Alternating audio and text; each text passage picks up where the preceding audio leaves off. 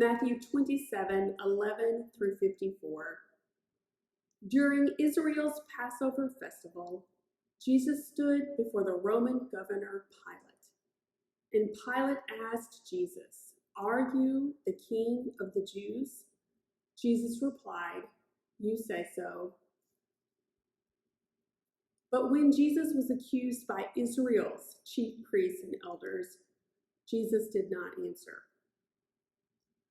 Then the Roman governor Pilate said to Jesus, "Do you not hear how many accusations the chief priests and scribes of Israel make against you?" But Jesus gave Pilate no answer, not even to a single charge. Pilate was greatly amazed by this.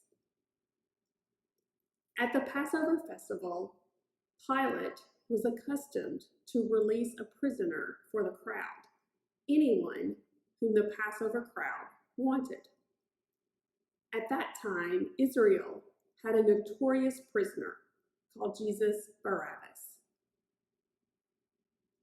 So, after the crowds had gathered, Pilate said to them, "Whom do you want me to release for you, Jesus Barabbas or Jesus who is called the Messiah?" For Pilate realized that it was out of jealousy that the people of Israel had handed Jesus over. While Pilate was sitting on the judgment seat, Pilate's wife Claudia sent word to him, "Have nothing to do with that innocent man, for today I have suffered a great deal because of a dream about him."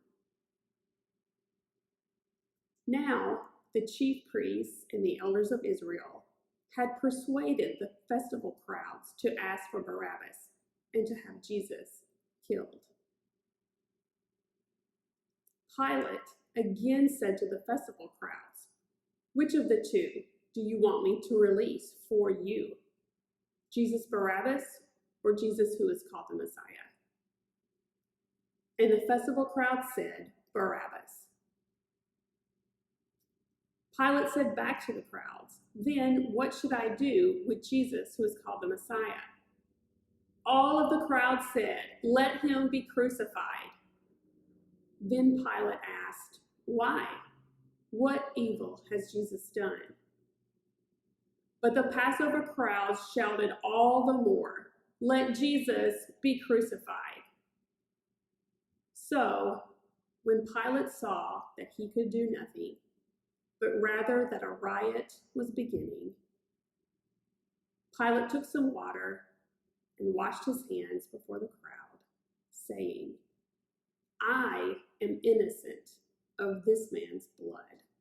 See to it yourselves." Then the festival crowds as a whole answered, "His blood be on us and on our children."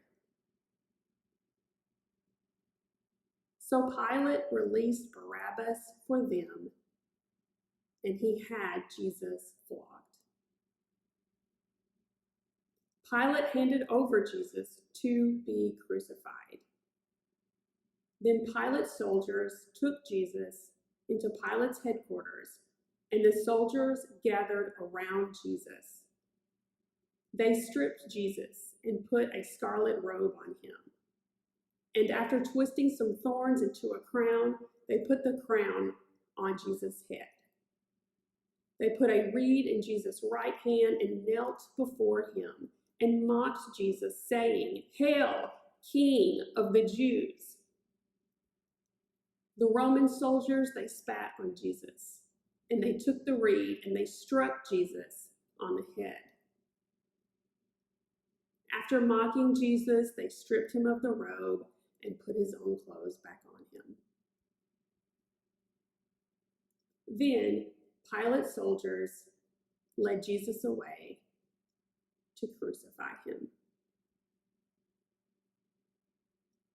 As Jesus and the soldiers went out, they came upon a man from Cyrene named Simon. Pilate's soldiers compelled Simon to carry Jesus' cross. And when the soldiers, Jesus and Simon the Cyrene, came to a place called Golgotha, which means place of a skull, the soldiers offered Jesus wine mixed with gall to drink. But when Jesus tasted it, he would not drink it. And when Pilate's soldiers had crucified Jesus, they divided Jesus' clothes among themselves by casting lots. Then the soldiers sat down there, and they kept watch over Jesus. Over Jesus' head, the soldiers put the charge against Jesus, which read, "This is Jesus, the King of the Jews." Then 2 criminals were crucified with Jesus, one on Jesus' right and then one on Jesus' left. People who passed by derided Jesus, shaking their heads and saying, "You who would destroy the temple and build it in 3 days, save yourself. If you are the Son of God, come down from the cross." In the same way, the chief priests, scribes, and elders of Israel were mocking Jesus, saying, "He saved others, he cannot save himself. He is the King of Israel. Let him come down from the cross now, and we will believe in him. He trusts in God. Let God deliver him now if he wants to. For he said, 'I am God's son.'" The criminals who were crucified with Jesus also taunted Jesus in the same way. From noon on, darkness came over the whole land until 3 in the afternoon.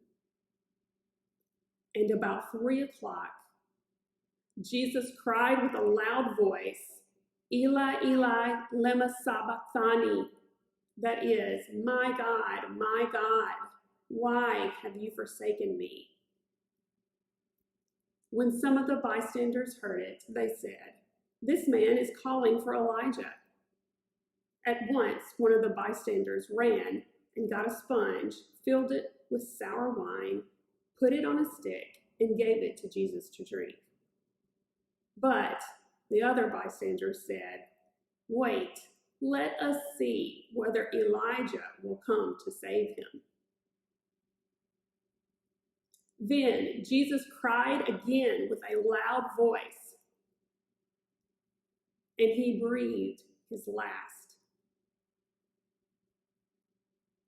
At that moment, the curtain of Jerusalem's temple was torn in two from top to bottom. The earth shook and the rocks were split. The tombs also were opened, and many bodies of the saints who had fallen asleep were raised. Later, after Jesus' resurrection, the bodies of the saints came out of the tombs and entered the holy city and appeared to many. Now, when the centurion soldier and the other of Pilate's soldiers who were keeping watch over Jesus saw the earthquake and what took place, they were terrified and said, "Truly, this man was God's son."